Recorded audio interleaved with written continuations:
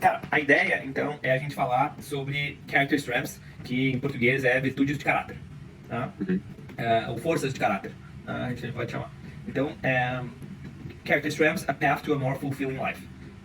O Morten Seligman tem uma frase que é muito interessante no livro dele, Flourishing, que é o caminho para a felicidade é o modelo PERMA.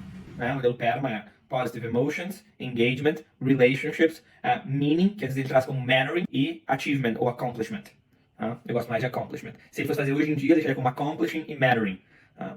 Mattering, por que ele usa mattering ao invés de meaning? Porque meaning às vezes é difícil da pessoa saber, né? Aquela busca incessante por propósito, né? Qual é o meu propósito de vida? Mas mattering é uma coisa mais fácil de eu sentir, né? Eu senti que eu sou importante ali, eu senti que tem uma conexão, que eu importo naquele trabalho, que eu tenho uma função ali dentro das minhas relações, da relação que eu tenho com o cliente, né? Do I matter, que eu importo, de fato. Então, o Morten Seligman no livro Flourishing fala, o caminho para a felicidade é pelo PERMA, e o caminho para o PERMA é pelas forças de caráter.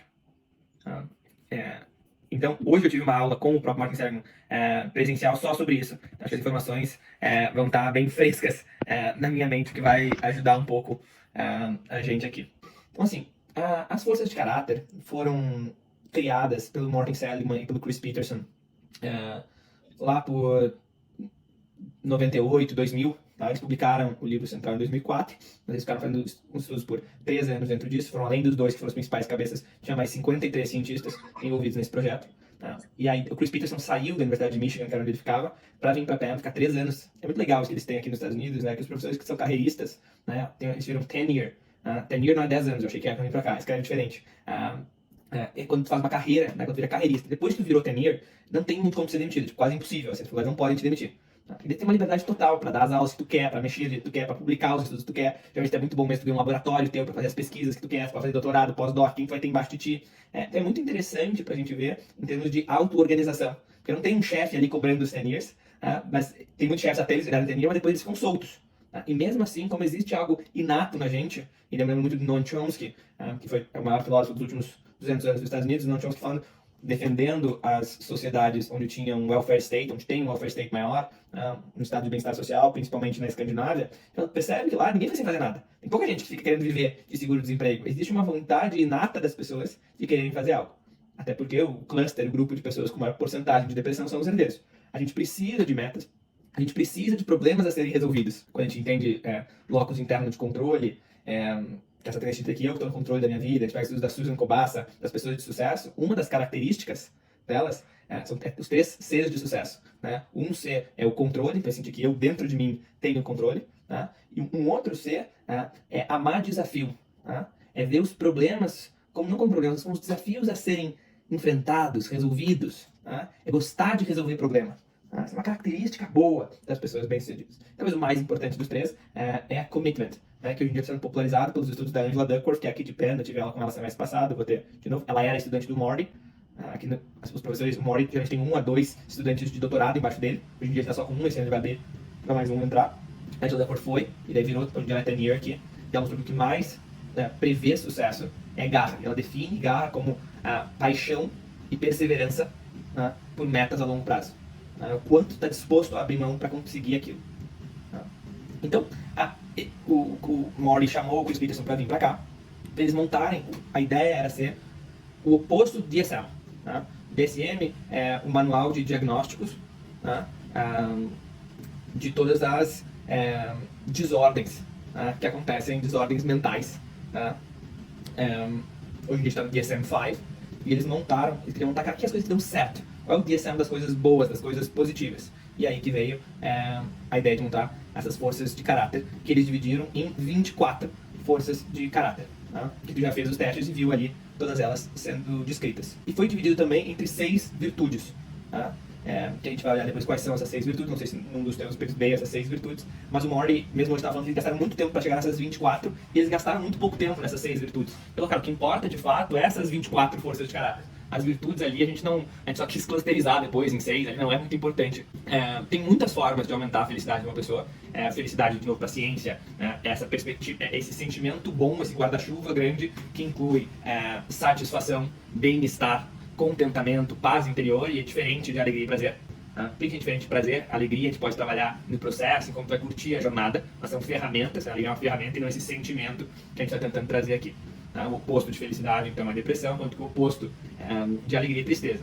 Eu posso estar triste com o teu trabalho, triste com a tua lesão no CrossFit e continuar super positivo, otimista e feliz com um monte de outras coisas. É saudável eu estar triste com algumas coisas na minha vida. E eu dar espaço para isso, eu não reprimir nada. A teoria central do Freud, que não se usa mais tanto, mas era que todos os problemas psicológicos, no fundo, vinham de repressão. A gente entende que não é todos os problemas que vêm de repressão, mas sem dúvida, a repressão é algo que gera muitos problemas psicológicos, né? Então, se eu não vou me deixar chorar, não pode isso, eu vou reprimindo, não tem que botar, fingir que eu tô sorrindo o tempo inteiro, né? Vai naturalmente trazer problemas psicológicos. Então, uma das formas de aumentar a felicidade é trabalhar o otimismo, que é o que a gente fez na sessão passada. Uma outra forma é pelas forças de caráter, que é o que a gente está fazendo aqui hoje. E faz parte, a ideia de força de caráter faz parte de todo esse movimento para a gente focar, o movimento chama de Strengths-Based Approach, né? Da gente focar naquilo que funciona. Por muito tempo, se a gente for pensar, as escolas como um todo focam no que não funciona. Então na escola tem que estudar mais por quê? Porque tu é ruim, né? Tu é ruim em matemática, tu tem que estudar pra caralho em matemática. Então, isso é um Deficit-Based Approach.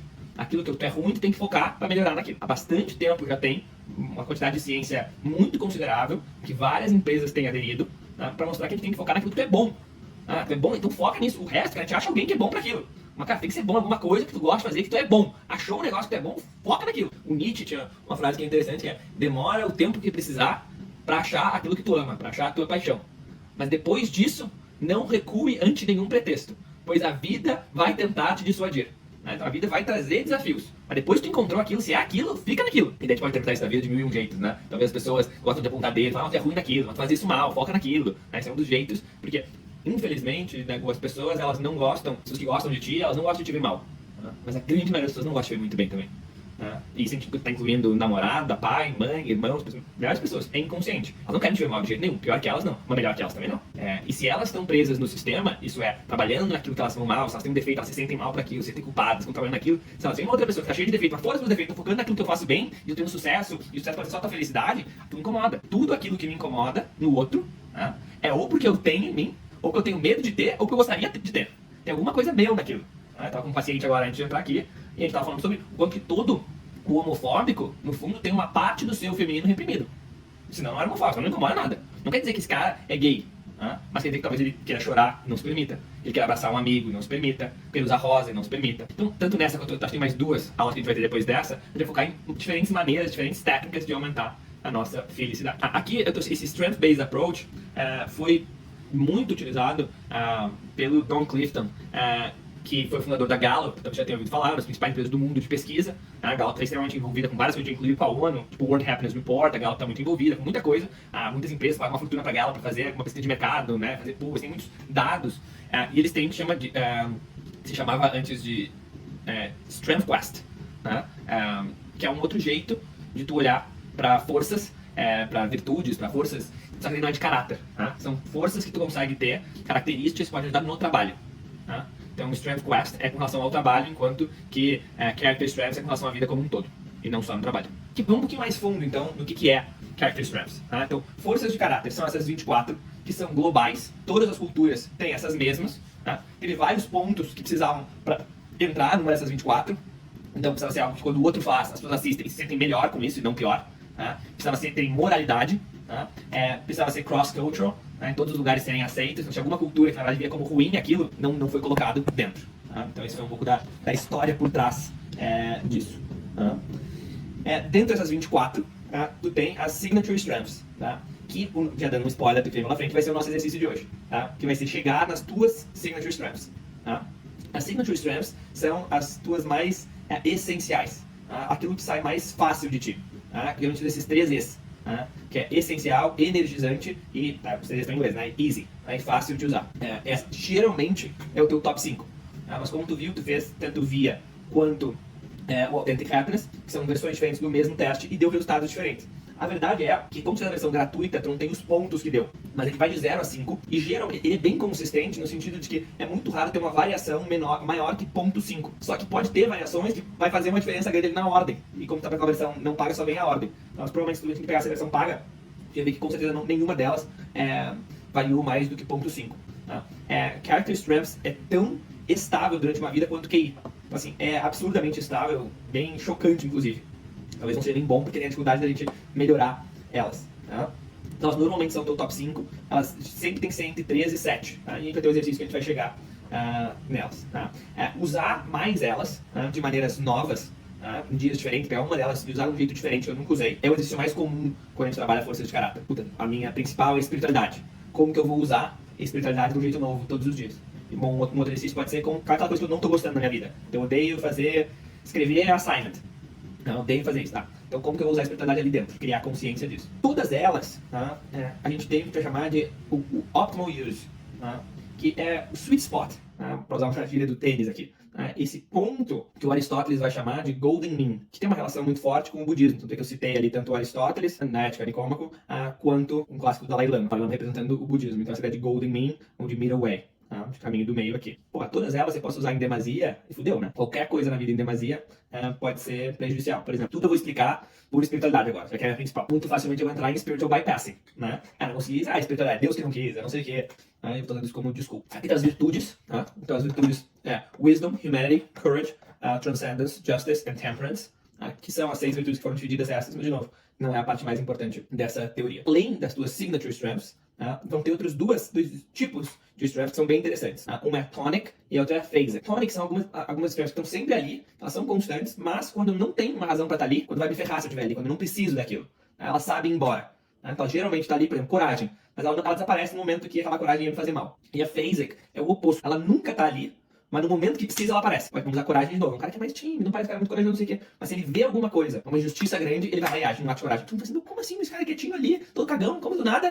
Ele fez uso, então, dessa phasic strength. Aí eu botei aqui, porque eu acho que é um negócio que nos interessa aqui, quais são essas forças mais relacionadas com felicidade. E daí aqui vem amor, curiosidade, esperança, gratidão e zest, que eu não tenho ideia de como que traduz zest em português, mas é essa energia, né? Zest é quando você tá energizado, alguma coisa assim, deve ser a tradução. Daí tem outros estudos que vão ver quais são as strengths que são mais... Tá ali no slide. As mais fáceis de aumentar. A mais fácil de aumentar é a gratidão. Daí a gente vê, nossa, que interessante. Olha quanto é científico todo esse movimento falando pra gente ter mais gratidão. Porque de todas as 24 strengths, é a mais fácil de aumentar por meio de treinamento, por meio de eu me concentrar. E é uma das 5 que tá mais relacionadas à felicidade. Acho muito interessante isso. E uma outra que é um adjetivo que tá cada vez mais na moda, que é curiosidade. E dessa descrição, hoje em dia, de livros novos de liderança, falando quanto a curiosidade é a característica dos líderes do futuro. Porque querem aprender, querem saber, querem ser curiosos por tudo. Porque o líder do futuro não vai manjar mais todo mundo que tá embaixo dele. Então ele tem que ser curioso para entender, para ter interesse, para ouvir, para conectar os pontos. Então essas são as duas mais fáceis, mas a gratidão ainda é a primeira. E aí a gente estava falando do Clifton Strengths, ou Strength Quest,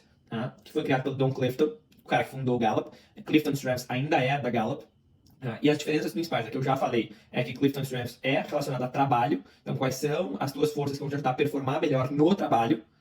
Então, e no trabalho do Ocidente, não foi feito um trabalho cultural para entender tribos, para entender Oriente, outras culturas, e é só com relação ao trabalho.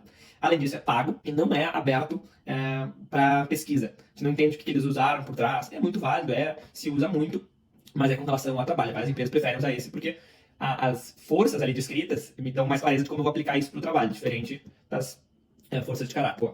O Don Clifton fez parte importante da história da psicologia positiva. Ele fez parte desse movimento para a gente olhar mais desse momento de strength-based, de olhar para aquilo que está dando certo.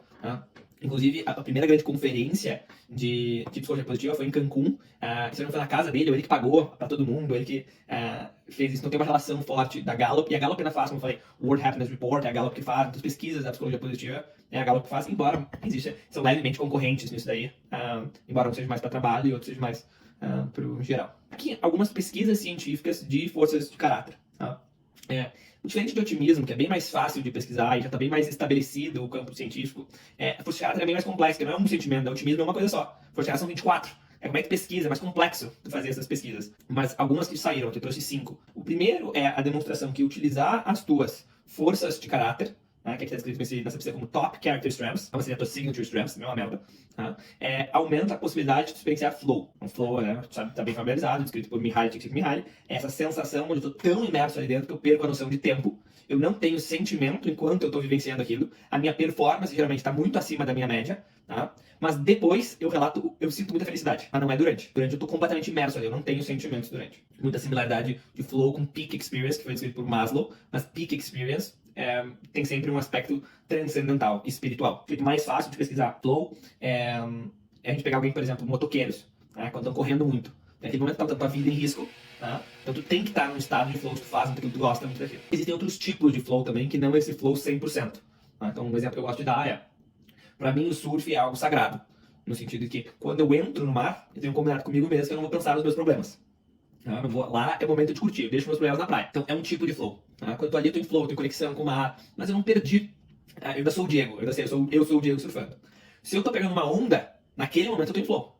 Que aquele momento eu não eu sou o Diego aqui pegando onda. Não dá tempo, entendeu? Ali eu tô 100% pegando a onda. E depois fica feliz de ter pegado a onda, de ter vivido aquele flow. Bom, então esse é o primeiro estudo que mostra que usar mais as signature strengths, então as forças de caráter principal, que vem mais fácil, que faz parte da tua personalidade, aumenta a possibilidade de ter flow.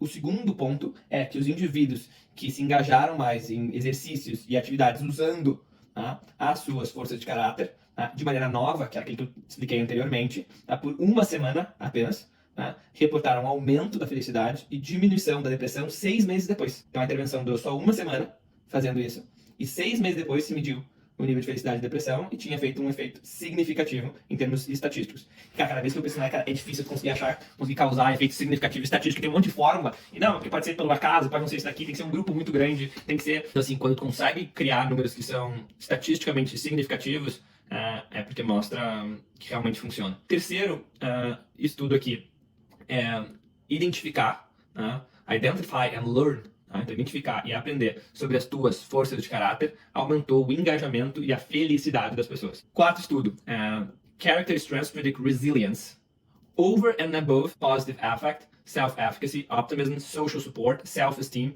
and life satisfaction. Então, o que está no seu seguinte, usar as tuas forças de caráter prevê mais resiliência, te dá mais resiliência, do que se eu for medir, se eu for comparar com emoções positivas, com o sentimento de self-efficacy, essa é a teoria principal do Albert Bandura, um dos mais psicólogos de todos os tempos, morreu em 2021, eu acho, ele era de Stanford, que é a sensação de que eu consigo fazer as coisas. O Morley fala que self-efficacy é a evolução de locus interno de controle. Locus interno de controle entende que o controle está dentro de mim. Self-efficacy, além de controle dentro de mim, eu consigo fazer. Então, óbvio que isso aumenta minha autoestima, aumenta meu sucesso e várias coisas. Otimismo, a gente já viu como as pessoas são otimistas, vivem mais tempo, são mais felizes. Social support é a coisa que é mais importante para minha felicidade, longevidade e minhas relações. Minha autoestima, tem vários problemas com medição de autoestima, e a minha satisfação de vida, que no fundo é um outro modelo de medir felicidade. Só que eles mediram de duas maneiras, tá vendo? Uma é emoções positivas, e a outra é satisfação com a vida como um todo. Tá? Então, usar as forças de caráter me dá mais resiliência. Parte disso pode ser uma explicação possível. Eu tive aula com o Ryan Meary, que hoje é o principal pesquisador de força de caráter do mundo. Então, o Ryan trouxe um exemplo, tudo bem que agora está falando de algo qualitativo e não quantitativo, mas de um cara que perdeu tudo num acidente, a saúde dele estava comprometida, todo o dinheiro dele, familiar, mas ele falou pro Ryan, mas eu sabia que o que eu ainda tinha eram minhas forças de caráter, e que isso ninguém ia poder tirar de mim. Que eram essas minhas qualidades que eu trabalhei, que partes são inatas, que partes eu fortaleci durante a minha vida, isso eu tenho, e nunca vão conseguir tirar de mim. Então, quando eu me conheço mais, eu sei aquilo que eu sou bom, aquilo que eu consigo, a minha capacidade de enfrentar desafios e lidar bem com isso, que é a resiliência, traumas, inclusive, que podem acontecer, eventos que poderiam ser traumáticos e não vão ser traumáticos para mim, vai vir da minha capacidade de me sentir forte com essas forças de caráter. E o último estudo é The Use of Character Strengths Enhance All Aspects of Self-Determination Theory. Self-Determination Theory é algo que eu não vejo sendo muito falado no Brasil, mas o Ryan, que é o cara, o Ryan e o Deci, que publicaram Self-Determination Theory, é hoje o psicólogo mais citado do mundo em artigos científicos. Por quê? Porque SDT é muito... Todas as linhas da psicologia se conectam com ela. Qual é a teoria aqui? Como que eu posso ter algo interno? Eu estou decidindo que eu quero isso. Então, tá vindo de dentro de mim, e não sendo colocado de fora. Porque no fundo, por exemplo, um bom professor quer sentir que sabe que os alunos vão performar melhor se eles quiserem estudar aquilo. Como que eu faço para ter mais isso? Todo mundo quer saber isso, Isso que vem a ser a Self-Determination Theory. Vão ter 3 pilares. Um é a autonomia, que é isso que eu estava escrevendo. Eu faço isso porque eu quero fazer. O outro é a competência que eu tenho, que é bem similar a self-efficacy do Bandura que a gente estava falando antes, só que a diferença é que self-efficacy é só a minha crença que eu posso fazer isso. Enquanto que competência aqui é a minha crença mais a realidade. É a realidade que realmente eu consigo conquistar essas coisas. E o último é relatedness. Que é tudo, cara. É impressionante, o ser humano é um ser relacional. As nossas relações é a coisa mais importante, que mais prevê a nossa felicidade, a nossa longevidade. Relatedness é um outro jeito de dizer social connections. Então, assim, é fundamental ter isso na vida, e pra gente todas as teorias trazem isso. Então, usar mais as forças de caráter aumenta a minha autonomia, aumenta a minha competência e aumenta a minha capacidade de me relacionar. Esse é o tema sobre se relacionar, esse é o tema de casa de hoje.